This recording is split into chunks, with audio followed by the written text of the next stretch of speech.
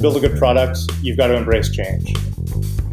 When you have a product and you change something about the product, there's really only three outcomes.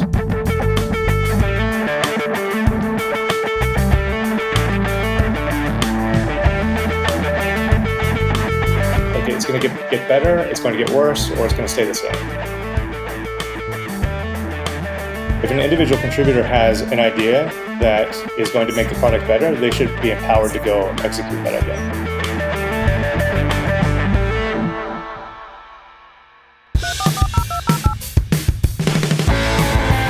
Hello, and welcome to the Hacker Noon podcast. I am your guest host today, David Smooke, founder and CEO of Hacker Noon, how hackers start their afternoon. I'm the guest host today because we've hired a new person in a new firm, Dane Lyons of V1 Labs. I've known Dane for a while, and he's going to serve as Interim CTO as Hacker Noon builds its own infrastructure. And Dane is a great person for this because he's built a lot of products. He's really one of the better product minds I've had the chance to work with in the past. We worked together in this first company. I worked for him, Knowtify, and they sold to Kissmetrics, where Dane was an engineering leader there for a while. And before that, you know, a lot of cool stuff with how tags and stories work at, I forget the company's name now, but got bought by Walmart Labs. And anyway, today we're going to talk a little bit about the future of Hacker Noon. What does digital publishing look like for the tech industry? And then more specifically, Scrum versus Agile, moving from wireframes to interactive prototypes. What does it mean to build an MVP?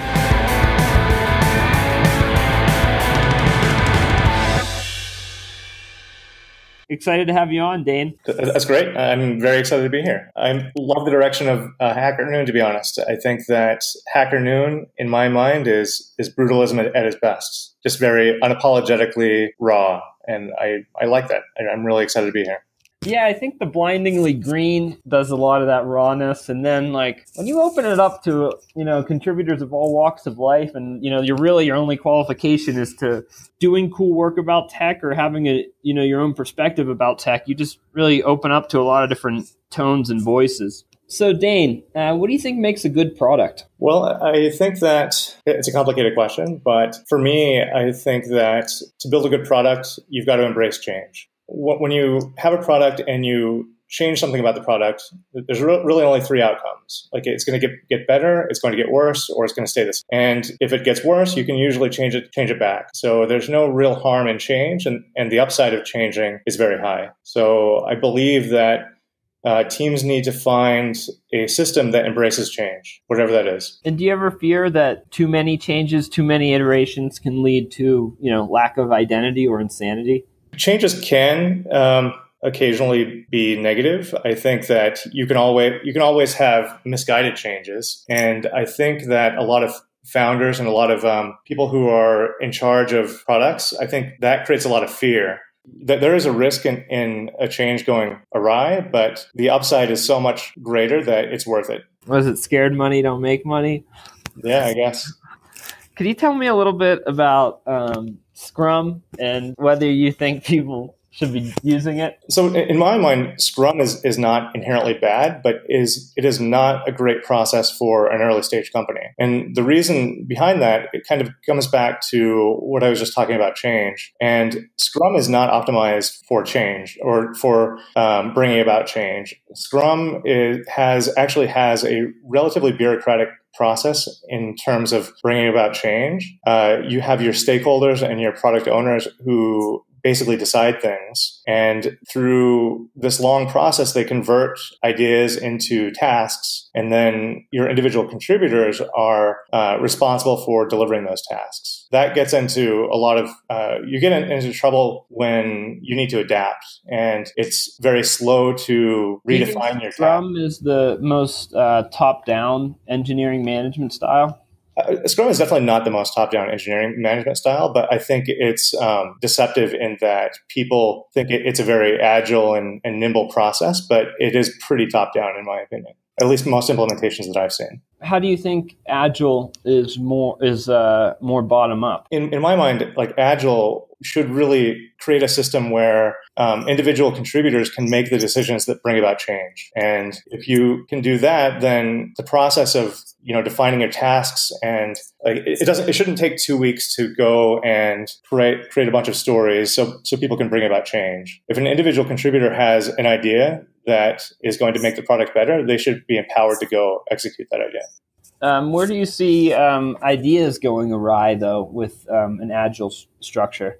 In order for Agile to work well, you've got to really spend a lot of time thinking about your KPIs. You've got to come up with a theory about which numbers you want to focus on to prove that you're building a better product. And if you can do that well, then you can make a determination whether any change that you bring to the product is actually positive or negative. Yeah. I really like being a results-driven operation. It's just like there are, opinions everywhere, but agreeing, what facts and what numbers we're trying to move definitely aligns people's goals in a way that gives them a freedom to approach the problem in more creative ways. But there is a challenge in your KPIs where a lot of times people are not very good at determining what KPIs they should actually pursue. And a lot of times either your KPIs are too high level, so individual contributors can't actually do anything to influence those numbers, or you might be tempted to go after a lower level KPI that is actually not correlated with, say, revenue.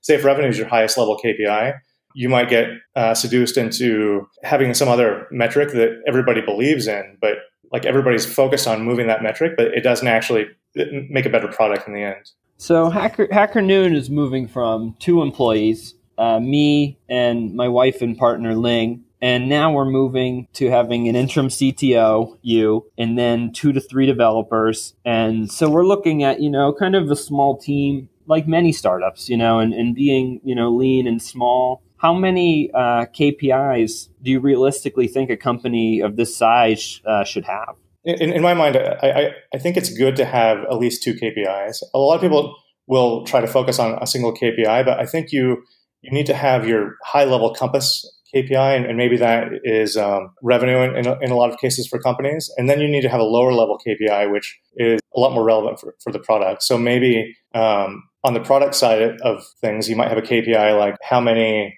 new stories are being created or written, how many drafts are being created. You've got a lot of options.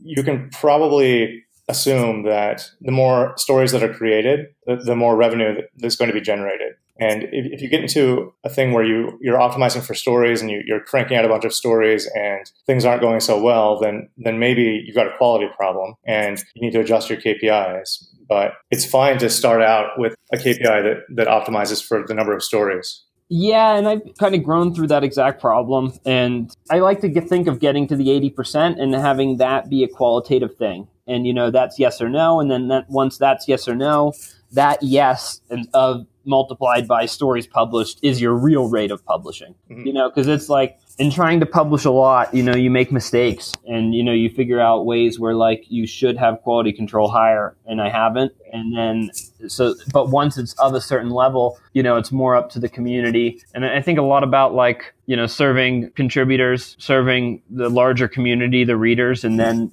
making money. And that's right. Kind of where the 3, KPIs were tiered down from. Yeah, that makes sense. So we worked together also on a number of projects that have had different degrees of success with, things like starting 42 higher and paid story. And what have you learned over the last, because you've kind of gone back and forth of creating a lot of early products, then being in not a large engineering team, but being in more structured setups in the larger teams.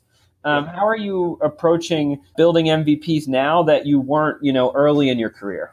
Well, I'm definitely moving much more towards building functional prototypes. So, as we were talking about the importance of change earlier, I think that it makes a lot of sense to consider the cost of change. And if you're introducing change into a fully formed product, like a complex product that's already in the marketplace, then the cost of change is pretty high. You've got to, as an engineer, you've got to worry about testing. You've got to worry about a lot of considerations. There's so many dependencies to deal with. And so any kind of change that you bring about is usually pretty expensive. But you could also go the other route of trying to experiment outside of the product and to build functional prototypes that explore ideas and try to get validation where the cost of change is very low. And I think that there's a lot of value in doing that. Let's just jump around a little bit. Okay, sounds good. So Dane, this is the Hacker Noon podcast. Could you tell us about some of your work and life hacks?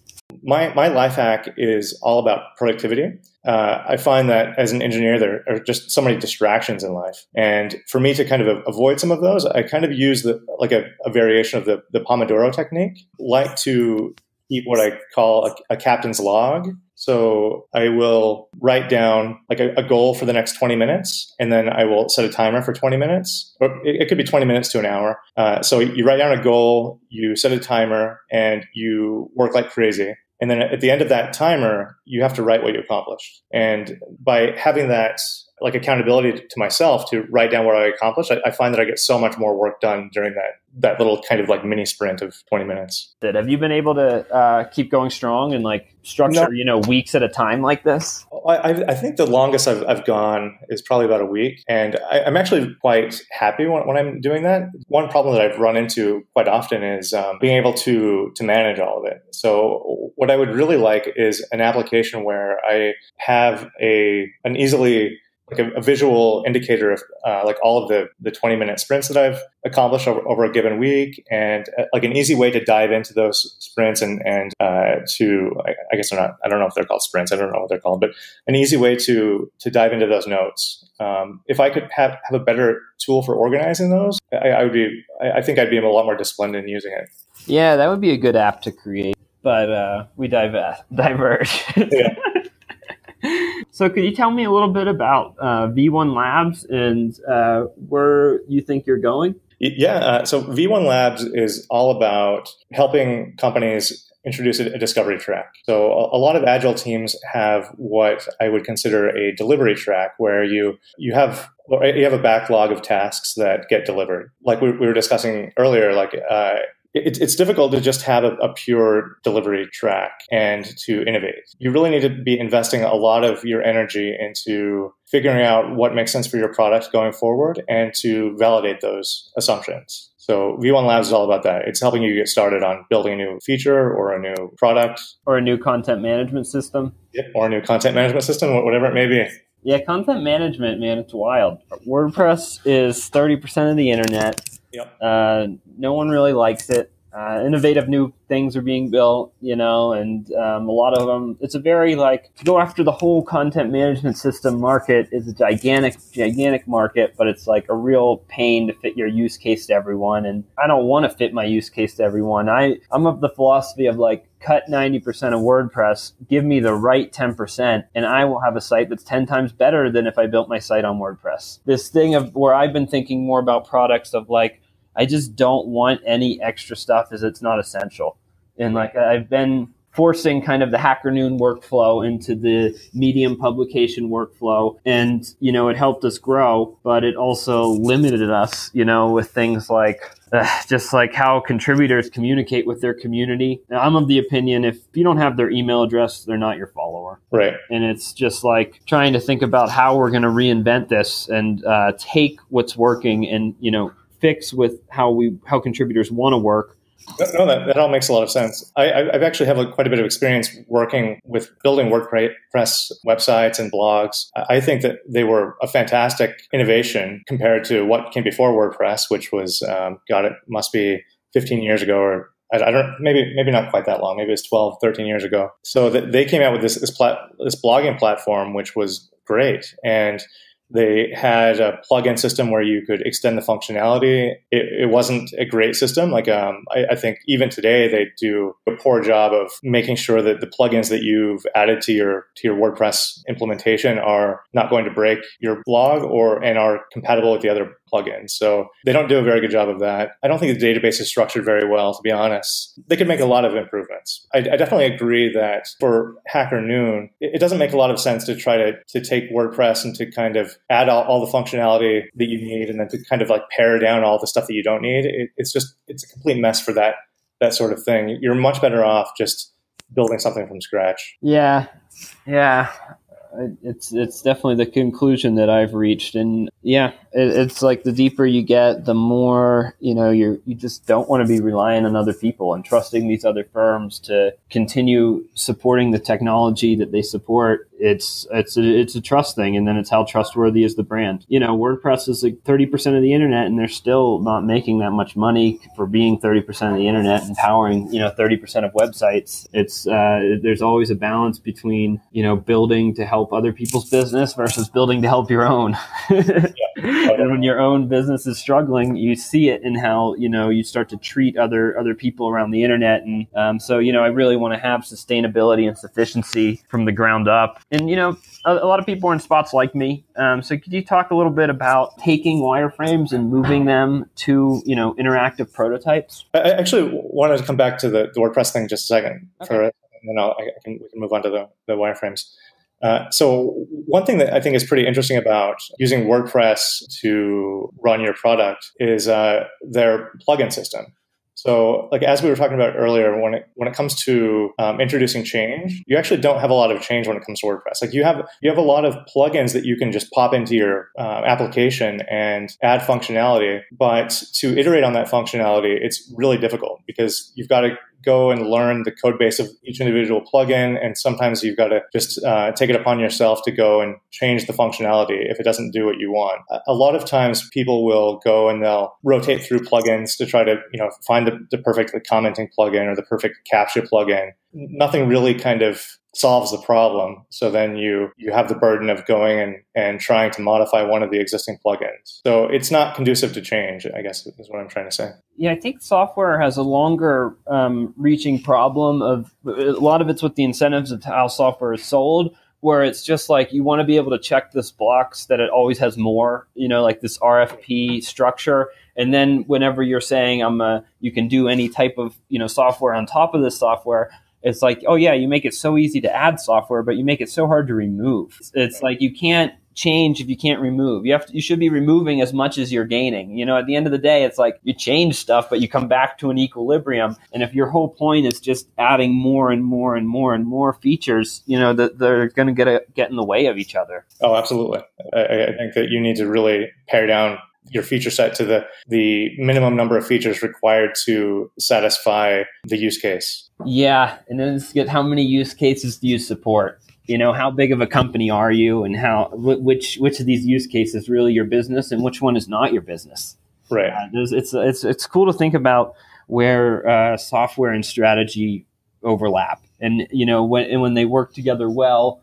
You understand like how it serves the contributing writer, and then what contributing writer do you want to serve? If we become a destination where just brands publish press releases, we're not going to be a very good site. And at the same token, if we become a destination where it's just like only product managers talking about why Agile is better than Scrum, we're also not going to be a very good site. How we support the contributors will drive the editorial line, and then the editorial line will drive, how we support the contributors. Yeah, it's a delicate balance because so many startups are pretty much forced to go kind of up market way too fast and to not focus on smaller use cases just because they've got to satisfy investors. I think if you kind of go up market too fast for the wrong reasons, it can kill you. Yeah, I mean, some investors are on the other side of things where they're like only satisfies the users that really love you, and and don't worry about losing your 80% middle of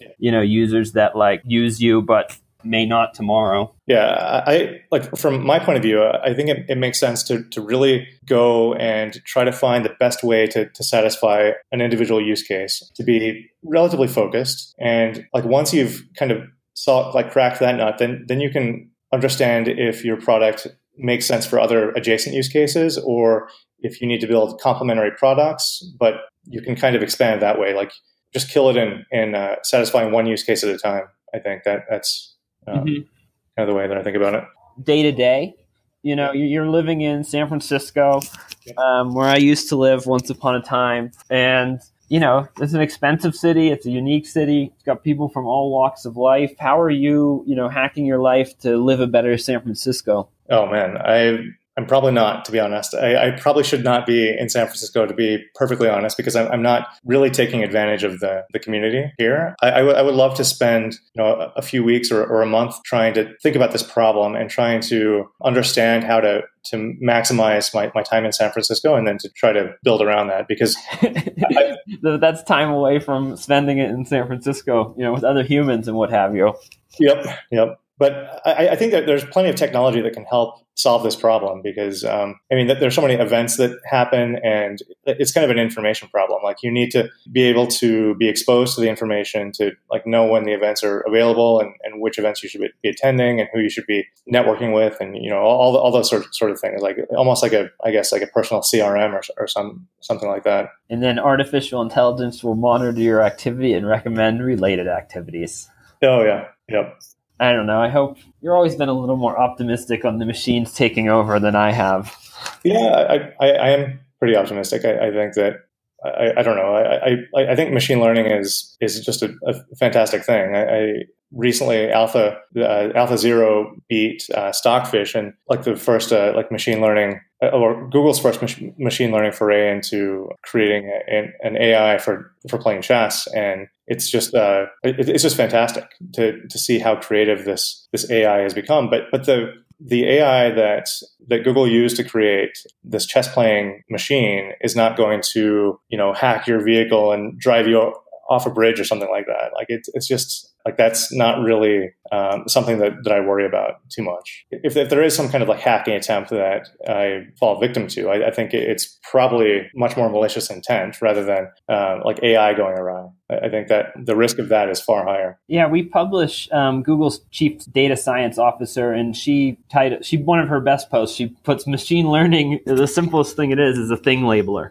That's where it all starts. How can you label this thing properly? And then what do you learn from labeling a million things in a million different places and from a million different whatever? So right. It's yeah, it is kind of, I'm thinking about searching photos, is kind of an area where Google's done a lot. And it's just interesting, especially there's a piece of art in my office. It's abstract and there's shapes and there's circles. Is this going to be searchable under rectangle and circle, or is it searchable under art? And then within the art, what other things does it recognize? Does it recognize that, that this is a sunset, or, is that possible? Right.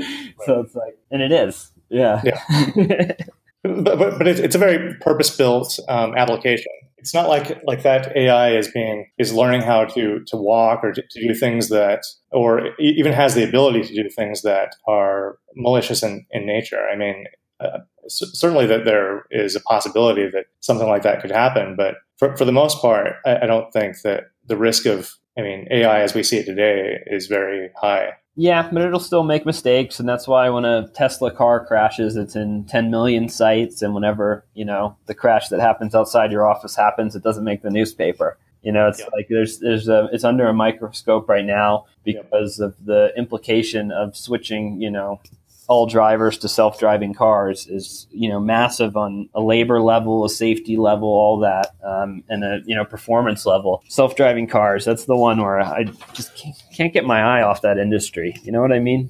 No, definitely. It hits those things of those bigger tech themes versus practical day-to-day application of running into everyone's lives from a business perspective and a user, a rider. Dane, what do you think I should prioritize in the new Hacker Noon? Well, I think that you should embrace a system that empowers your contributors. I definitely don't like to call contributors resources. That drives me crazy. I think contributors should be called collaborators. And so the engineers that you hire and the designers that you hire, I think that you need to empower them to make change and to feel like they have the ability to do that. And that, I think, should be the number one priority. Cool. So we're now hiring front end, back end. You can apply at jobs.hackernoon.com, or you can just email Dane at hackernoon.com. That's Dane, Dane. That's you. Yep, that's me. And where else can people find you, Dane? Also Dane at v1labs.com. Or on Twitter at DUILEN.